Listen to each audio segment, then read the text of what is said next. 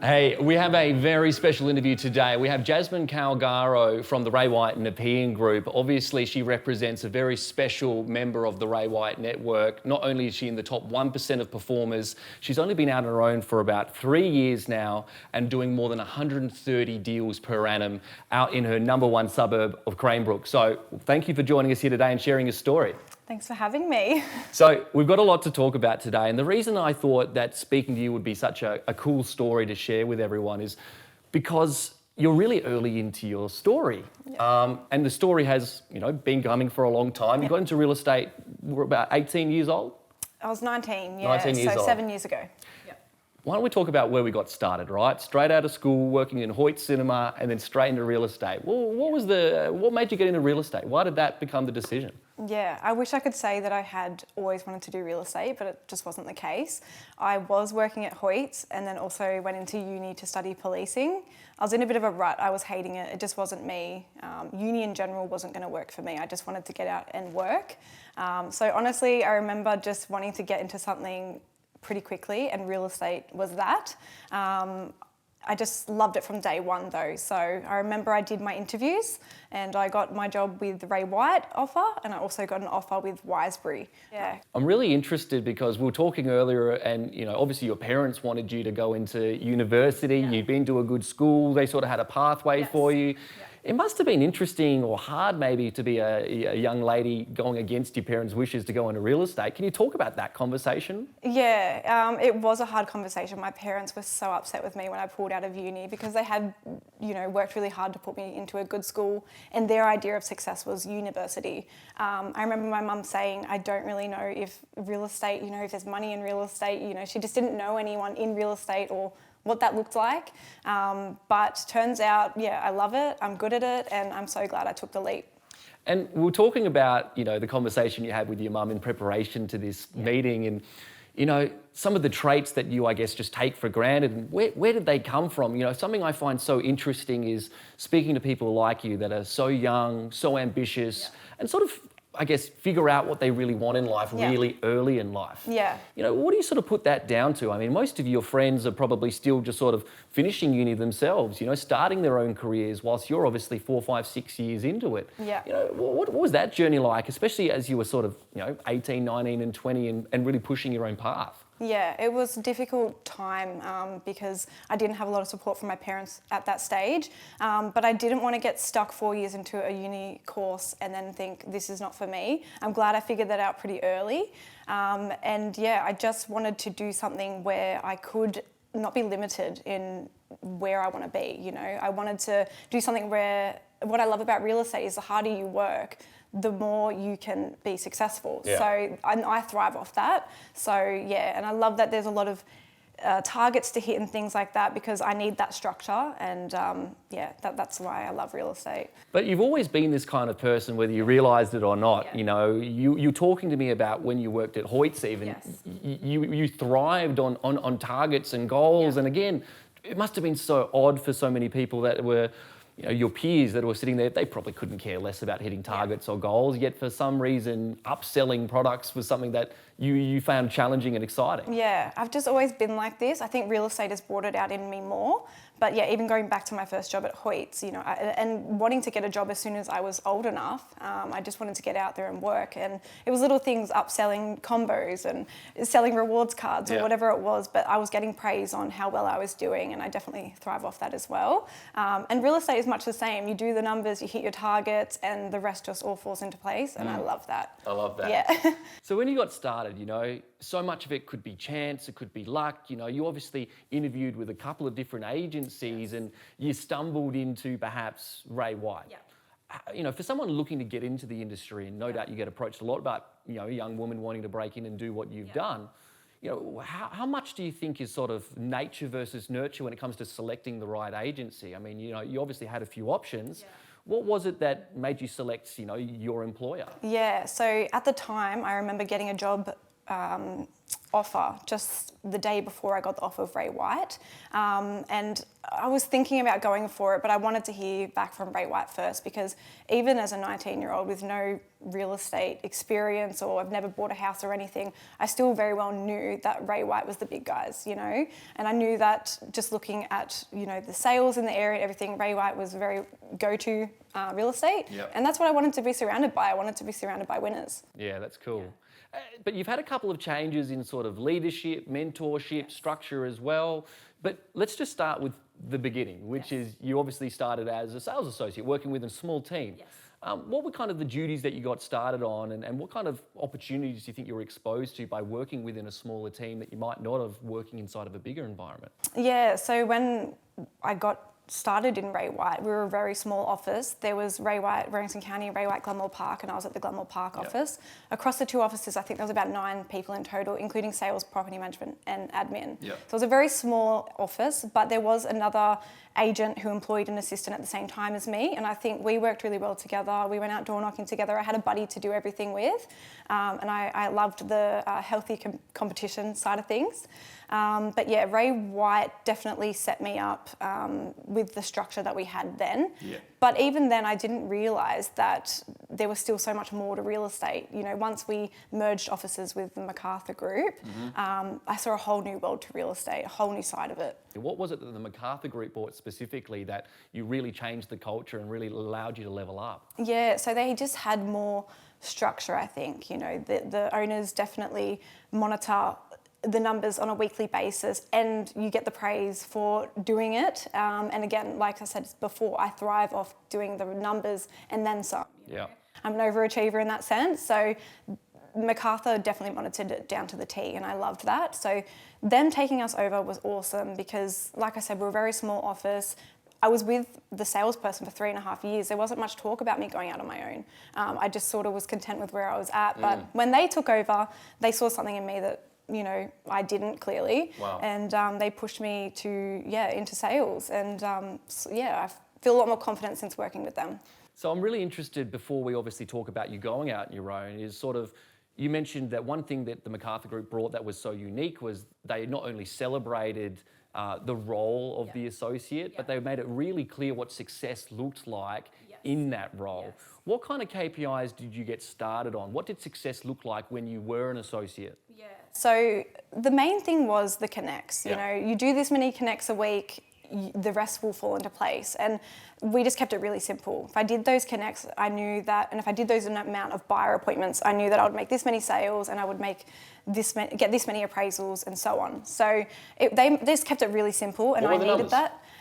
So it was 2 10-a-week connects that we had to do, whether that was through buyers, through sellers, whatever. But didn't matter who you spoke to, so long as you were talking to people about real estate. As long as you were asking them, you know, do you have a house to sell? Right. You know, like getting in front of people. And I mean, I was good at that. I loved to door knock. I loved to deal with buyers. So yeah, it came easily to me, quite honestly. And you mentioned that you not only tried to do the numbers, but always add a little bit as well, right? How much did you think it played a role in having someone to chase or someone to lead, so to speak, in terms of that, whether it be accountability or whether it be just the team environment where they set the pace for you to obviously chase? They did just that. They set the pace. I think I got a little bit complacent with the original owners of the business because it wasn't a high growing environment. Whereas when the MacArthur Group integrated with us, They set a new benchmark. They set a new benchmark. There was these other PAs doing the same role as me, but on steroids. And they were only purely prospecting and buyers, you know, but before I was doing admin and stuff as well for my agent, and it just wasn't where I wanted to be. So once I got to just do the prospecting and buyers side, I was thriving. I loved it so much. Now, you said that even to this day, you're a door knocker. Yes. You love to door knock, and again, I just can't imagine, right? Door knocking is something I've done myself and seen so many people try and do. It's hard, right? It is. You're going to get told no a lot. Takes a lot of confidence. You get told no a lot. You know, you said you started when you were about 18 years old, so I'm imagining now an 18, 19-year-old out in the western suburbs of Sydney, going out, granted not by yourself, with a team member, and knocking on doors and meeting people for the first time. I mean, did you just have blind courage, or is this just something that, you know, what was the story? How did that make you feel? I think once I got past worrying if somebody was rude to me, Right. or in the very beginning I could let that ruin my day, and then I soon realised it said more about them and the day they were having, and I'm not going to let it affect mine. Yep. But when it was the small wins, when someone finally said, yeah, we actually are thinking of selling, Right. it just gave me the momentum to keep going. So, and I'm definitely the type of person, I just want to speak to someone face to face, hence why I was a door knocker. Yep. And I was really good at getting people to open up. They might be a bit standoffish when they first answer the door, but it didn't take long for them to warm up to me. That's a great skill set to have, and whether it be the smile, the approach, whether it be what you have to say. Tell me a little bit more. I always think about door knocking is you sort of have to gamify it a little bit. You sort of have to make it into a bit of a challenge to sort of get that connection, rather than just being a salesperson per se. What was it that what was your approach? What were you trying to say? What were you trying to achieve? I was just always friendly, whether I was finding someone selling or just booking in an appraisal or just getting their data to continue that relationship. Yep. I just wanted to walk away with one of the three. Yep. So it just came down to, I was never pushy. I would always just have a good chat with them first before I started to, do you want to sell? That would never be my first go-to. So what was the first thing you were trying to achieve? You knock on the door, they open the door. What would be the first achievement? What's the first The first box thing to I tick? always do is compliment something on the property. Love that, yeah. Always start the relationship strong. It's hard for them to be mean to you after that. And then just start having a conversation with them about the one that just sold down the road or the one that we've just had come on the market. Whatever my script was, it always started with a compliment, and then it would go into some information for them. Having a good chat about how it compares to their property, whatever it was. And then once they start warming up to you, that's when you go in and ask the actual exactly question. It's the old jab, right hook approach, and I right? think some agents are very just to the point, but you've got to have the relationship before anything. I love that strategy. I think so many people can learn from that. Almost be distracted, make it conversational about them, add value, and then ask for what you want first. That's what a great right. structure. That's cool. Yeah, exactly right. And you're saying this is, you've now grown a team, which we'll get to talk about later, but you're still approaching their growth by getting them to door knock as well. Of course, yeah. And you're still door knocking even Every with now your and then, success. Yeah. So, far out. Would you suggest that, there's other people out there cold calling or SMSing or, it's funny, in modern real estate, you sort of see all these young people come in and do amazing things to do anything, but just speak to people. Yeah, it's literally our whole business. You just need to speak to people. In my first year, my goal every day was just speak to 50 people today. Love that. So if I knew if I spoke to 50 people a day, everything else would fall into place. And there would be days where I would speak to 50 people, maybe even more, and get nothing.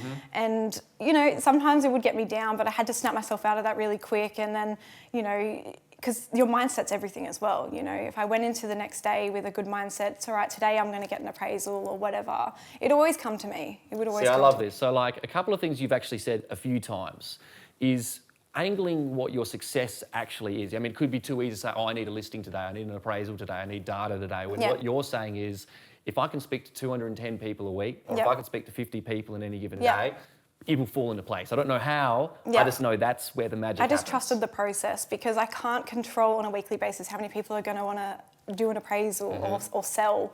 But I just knew if I just met this many people, and then from there I can continue those relationships, and which I did, and it all fell into place eventually.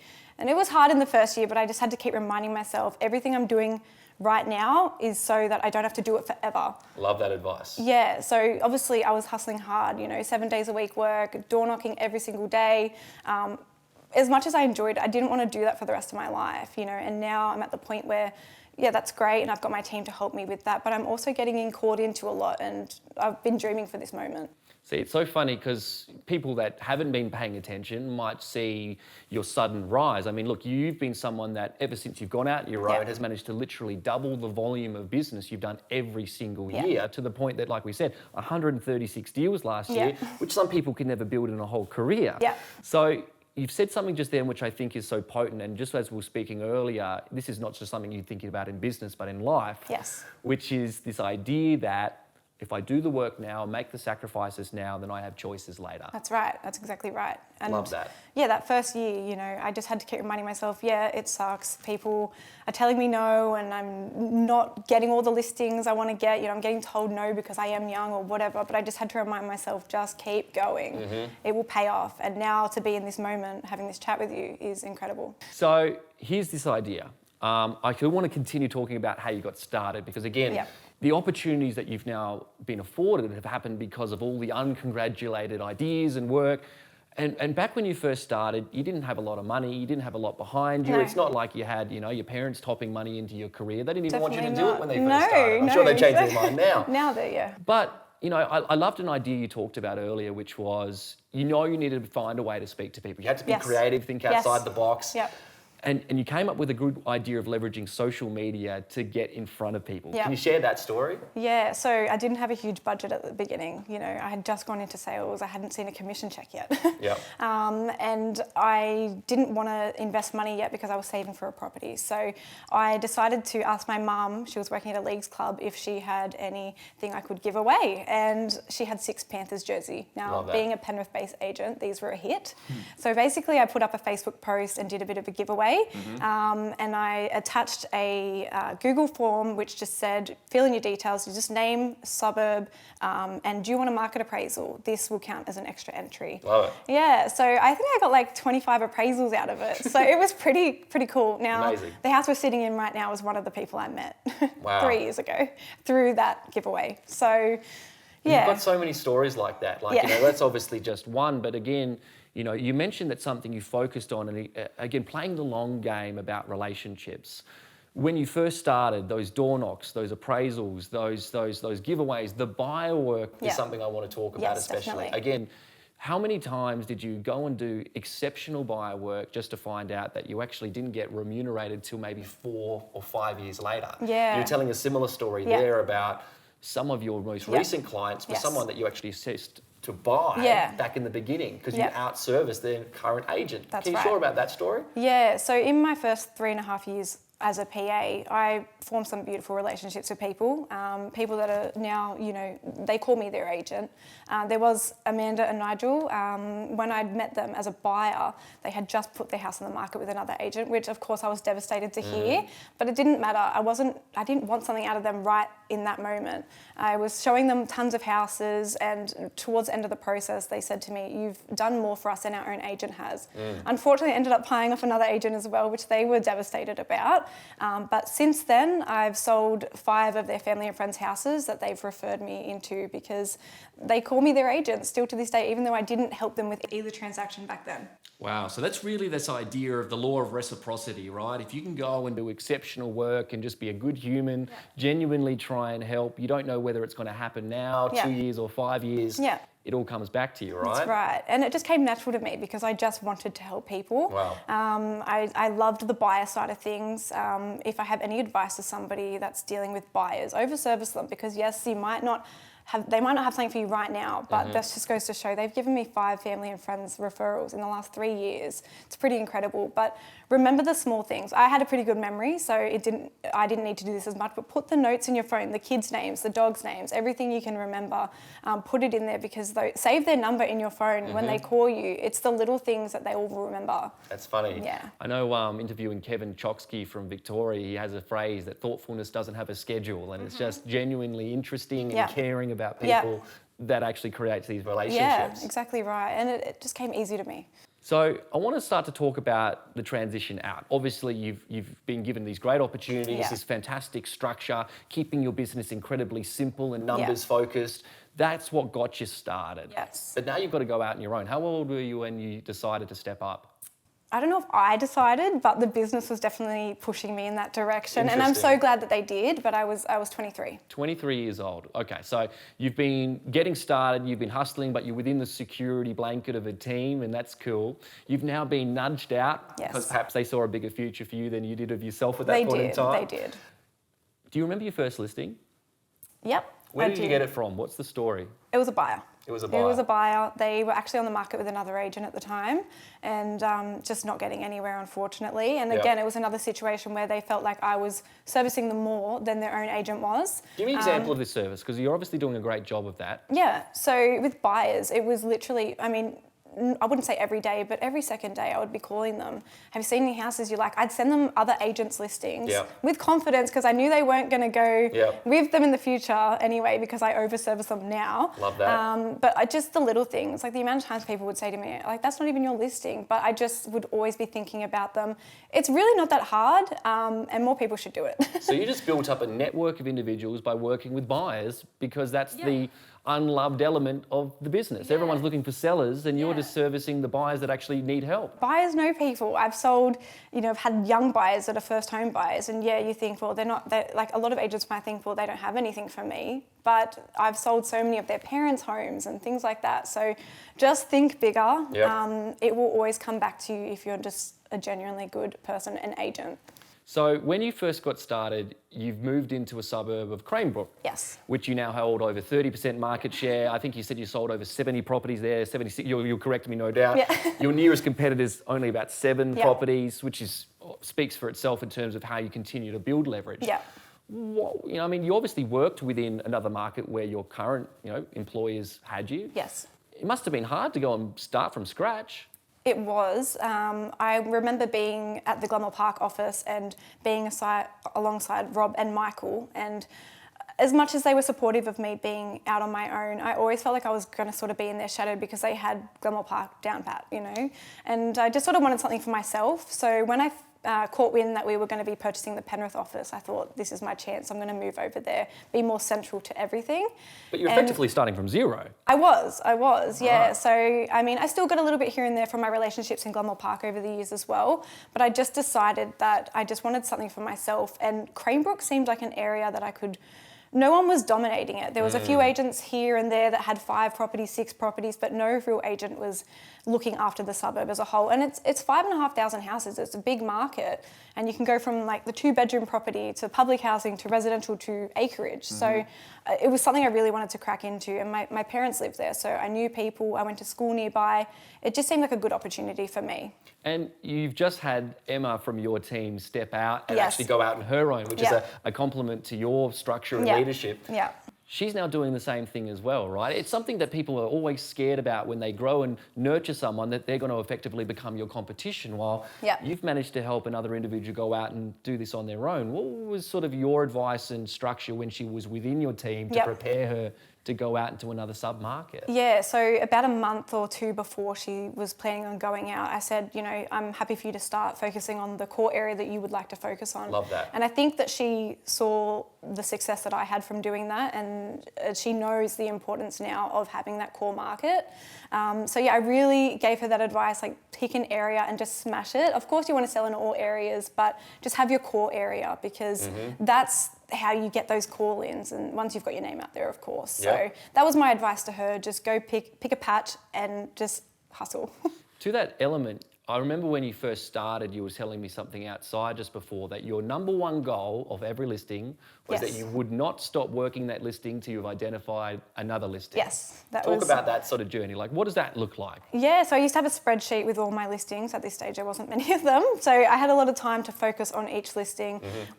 With the buyers that I met, the door knocks that I did, whatever it was, I made sure that listing turned into, I would tally how many appraisals I got out of doing that, and then I would also tally how many listings I got out of it. And it was you just love your numbers again, right? I do. I like ticking things off. I like my list of just, now I can close that one off, and then I work on the next one. So I think I definitely thrive off just seeing the progress in a spreadsheet form is always nice for me. So. And it's so interesting because, again, when we were talking again outside, it was this idea that it's to keep your business simple, to know what your numbers need to be. You don't need to overcomplicate it. Whilst technology is great, if you know how to use it, sometimes just having a simple system works the best. Yeah. Can you talk about, obviously you've built this reputation, you've built this name, but compared to some of the other agents we interviewed, your marketing budget's not that big. No.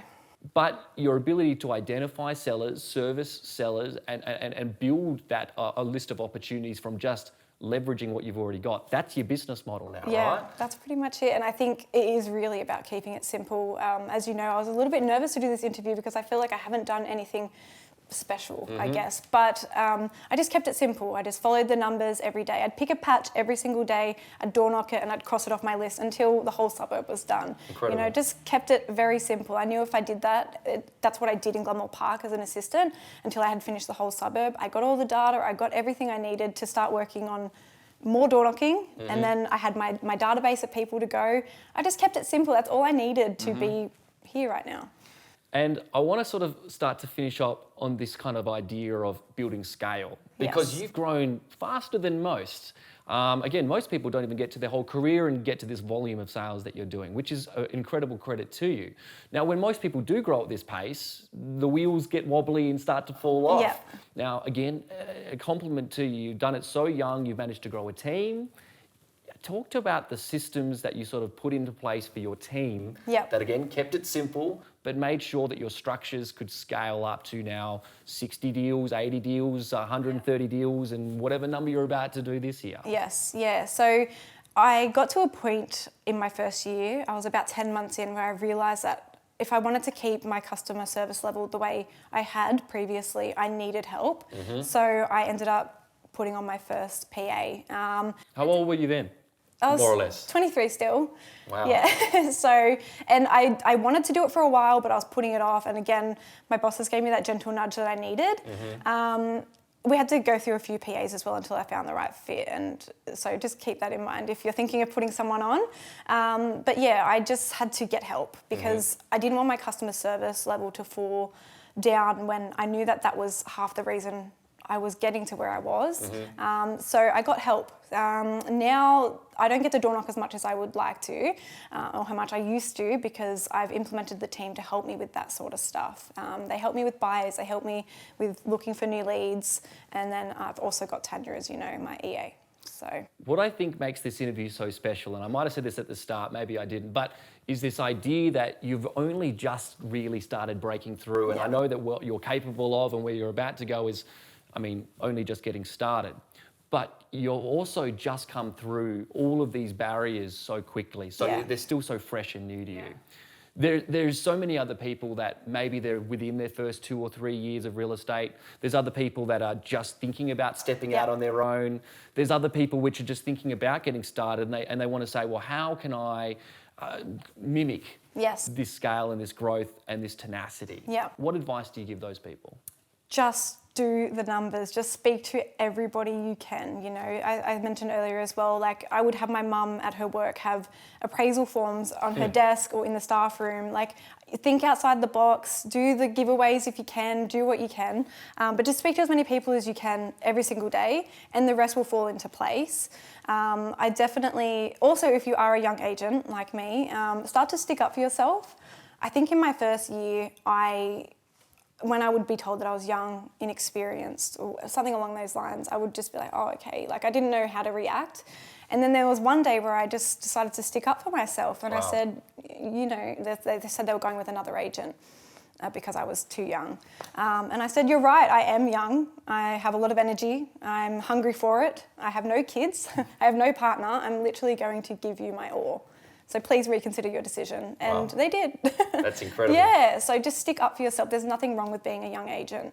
And the last piece is obviously the sacrifice, right? Yeah. You know, one thing that we did talk about, and maybe it's a bit of a vulnerable piece, but is the reality is you did sacrifice and have sacrificed and remain sacrificing a lot to get with where you want to go, Absolutely, right? yeah. I mean, I left a 3-year relationship to focus on my career when I stepped into sales. And then from there, like, there was no such thing as a day off because I just knew that if I just focused for one whole year, I would be here right now. My first year was just I saw that Michael and Rob had this incredible business where they were getting caught into things all the time, but I knew they didn't do that overnight. So it was all about just getting my name out there as much as I could, so that in 2 years' time, 3 years' time, in 5 years' time, I'm getting caught into stuff. It's more organic, you know. I don't have to be running 1,000,000 miles an hour like I once was in my first year. So just sacrifice that first year or however long you need. Just don't give up. I love it. There's so many incredible lessons that we could probably talk all day about. You know, make sure you choose the right leaders that are going to support you, that are going to nudge you forward and believe in you. Know your numbers and just focus on the right numbers. build a team Yes. as soon as you can, Yep. as soon as you start to drop off service. Yes. The gold lives in the buyer work. I could keep on going, Yep. but Jasmyn, you've been so generous with your time. Obviously, you're only just getting started, and thank you so much for being so open with your story so far. All the best for the next year. Thanks for having me. No problem at all.